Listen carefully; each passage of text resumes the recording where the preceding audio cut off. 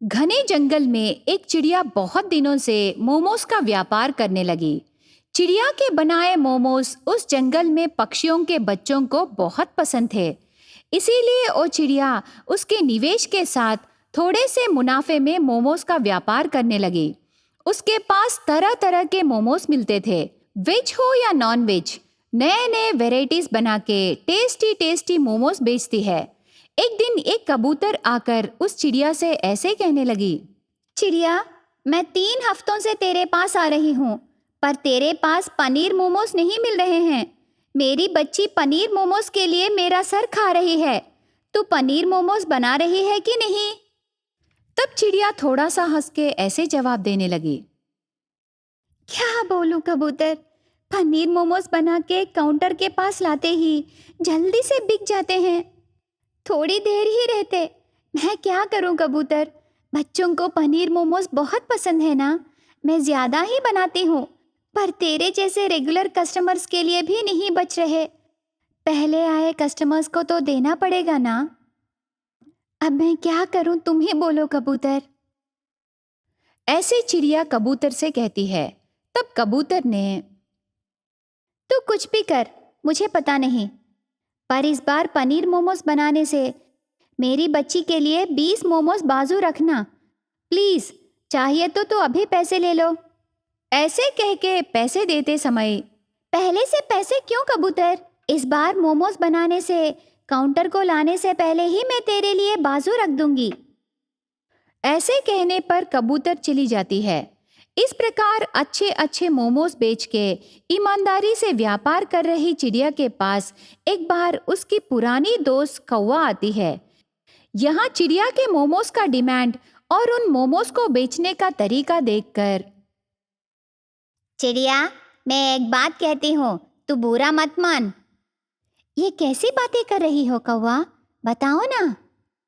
भगवान ने तेरे हाथ को काम दिया, पर दिमाग में थोड़ा सा भी अकल नहीं दिया, वरना तेरे मोमोज को इस जंगल में इतना डिमांड रहने पर तुझे अच्छे से कैश करके मुनाफा कमाना है। व्यापार मतलब सिर्फ बेचना ही नहीं, मुनाफा भी कमाना है।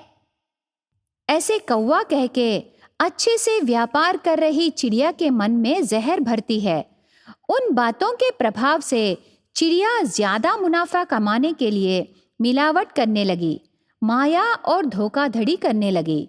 घटिया आटा उपयोग करने पर उसके सेल्स कम हो जाते हैं। उससे बचे हुए मोमोज को फ्रिज में रख के अगले दिन उसी को बेचती थी। कभी कभी थोड़े मोमोज अंदर खराब हो जाते थे। अच्छे से चल रहे व्यापार कौवे के गपशप सुनकर लालच से खराब कर लेने पर कस्टमर्स से कंप्लेंट्स ज्यादा आने लगे। एक दिन एक तोता आकर चिड़िया से ऐसे कहने लगी, चिड़िया, कल रात तेरे पास से लेकर गई चिकन मोमोज अंदर खराब हो गए हैं। क्या तू ओल्ड स्टॉक बेच रही है? ऐसे पूछने पर बिना हिचकिचाहट के घमंड से ऐसे जवाब देने लगी चिड़िया, देखो, इस जंगल को तू नई नई आई है, मैं बहुत सालों से यही व्यापार कर रही हूँ। मेरे पास ऐसे नहीं रहेगा। मेरे पास से ले जाकर तू कहाँ रख दी पता नहीं। गलती तेरी है, मेरे पास गलती होने का चांस ही नहीं है। ऐसे घमंड से कहकर भेज देती है।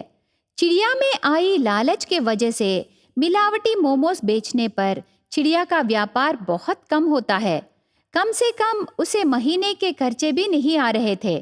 तब चिड़िया स्वयं परिशीलन करने लगी और ऐसे सोचने लगी, ये क्या मैं कुछ गलती की?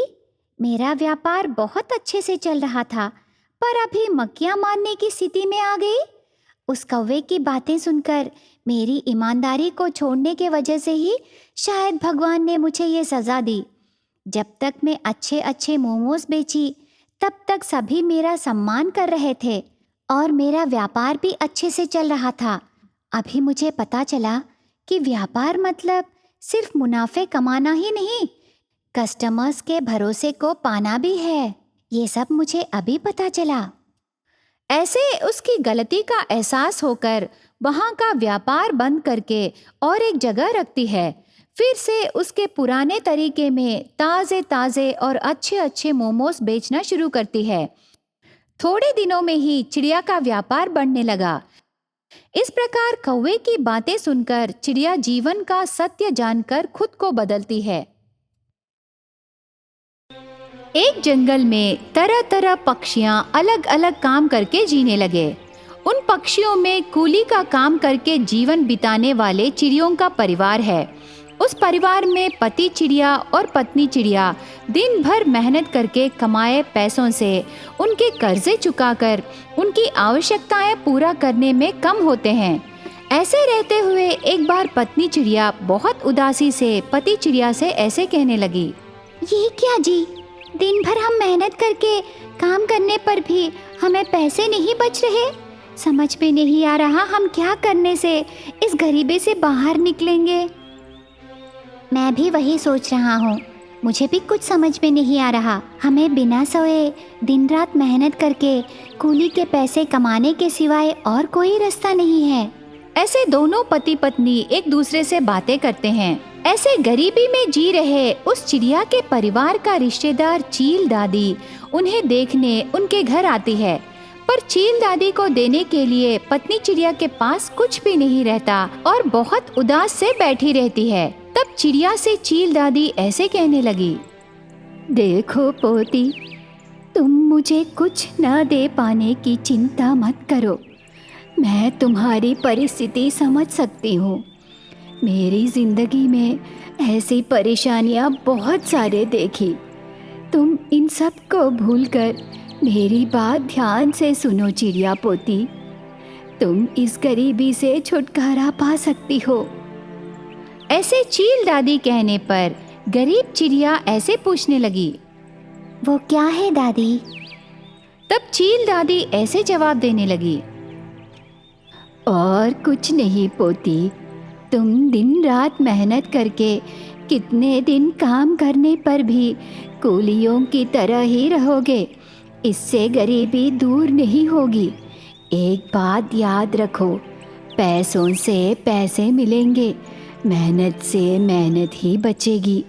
इसीलिए तुम्हारी मेहनत को पैसों में बदलने का विचार करो, चाहे वो 1 रुपए हो या 10 रुपए हो। इसके बारे में जरा सोचो चिड़िया पोती। ऐसे दादी की बातें सुनने के बाद गरीब चिड़िया में जिंदगी जीने की आशा पैदा होती है। उसके बाद रात को पति चिड़िया घर आने के बाद सुबह चील दादी कहे बातों को पति चिड़िया से कहती है। तब पति चिड़िया ऐसे कहने लगा, देखो, ये सभी बातें कहने के लिए और सुनने के लिए अच्छे रहेंगे, पर करने के लिए कैसे संभव होगा बताओ? अगर दादी की बातें सच मानने से कम पैसों से हम कौन सा व्यापार करें बताओ? बेकार में हमारे 4 पैसे भी नुकसान में चले जाएंगे। ऐसे विचार से कोई लाभ नहीं है रे, समझने की कोशिश करो।